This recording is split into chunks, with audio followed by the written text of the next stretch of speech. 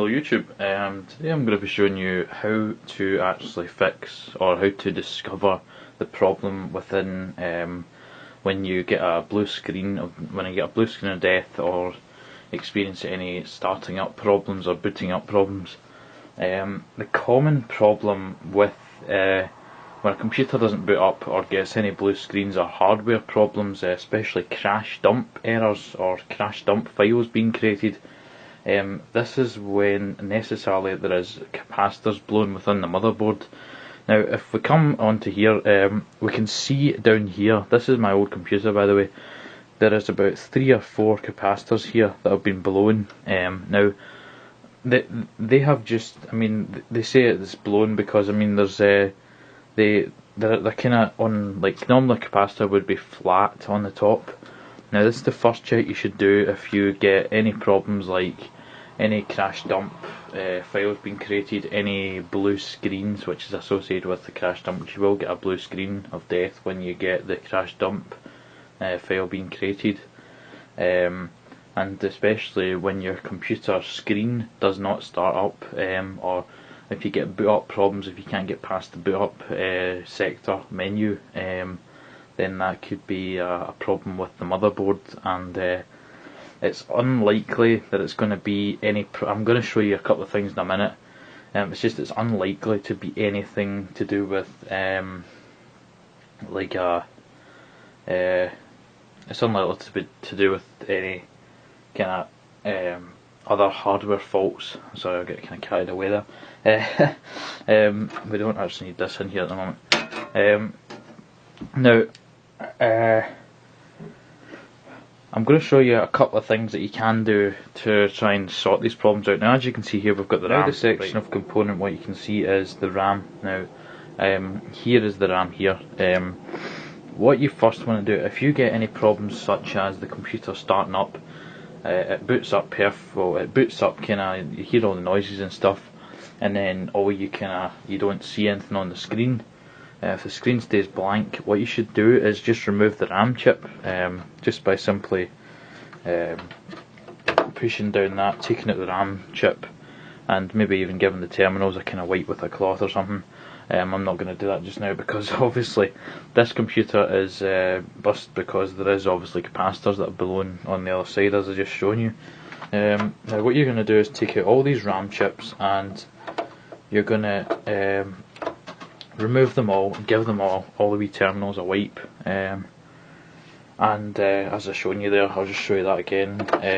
You're going to give these wee kind of almost, I don't know what kind of, I think it's probably either copper or something that's been used on there to, it's gold plated to give a better connection. So you're going to give that a wipe. Don't give it a wipe with your fingers because that's obviously what I'm doing at the moment. It's not good for it. I'll probably end up selling this RAM somewhere, just probably on the internet somewhere, just to kind of get rid of it because obviously I don't need this anymore. I've got a new computer. I just got that the other day ago, so there still will be videos going up. Anyway, off the topic of that, as I say, if you do experience any of that, you should try this first. Okay, so back to the main motherboard part. This is obviously where everything, probably all the problems can go on, but the main thing I was going to explain to you was the main problems is, well, the second thing you can do for all these problems is that you can get a registry cleaner. Now if you can start up your computer for 30 minutes or an hour or so, or even 5 minutes, you can still do this registry clean. If it still goes to a blue screen, then you probably are actually better. Almost the last stage probably would be, after doing any registry cleans or any boot sector such things. I'll explain another thing you can do in a minute. It's probably the last, well, I'll just explain the next thing at the moment. The next thing you can do is actually just press, well, see when you start your computer, if you start pressing delete, the delete key, or the boot set, you want to actually access the BIOS menu or the boot options menu. Now this is a kind of a menu in which you can change the advanced BIOS settings. what you want to do is actually just go into that boot sector menu and change, go to reset or go back to the defaults.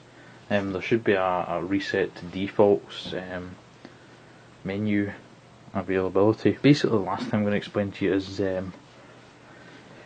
the availability of obviously computer shops near around you.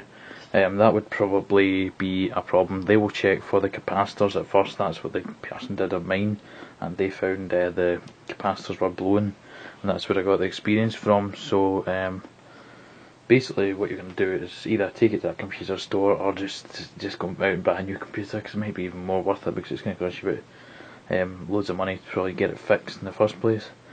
Another thing you can do is this battery here. You can remove it. Now I'm not going to remove that because it's a pain when I remove it. You have to kind of push it all back in, and it's just there's all the wee tabs on it and stuff. But you can remove yours if you're really wanting to.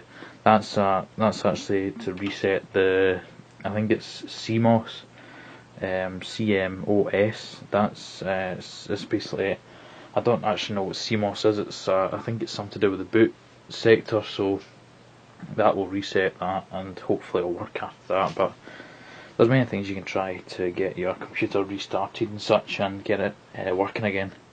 So thanks for watching, and I hope you enjoyed the video and got some useful tips from it. Thanks, okay, bye.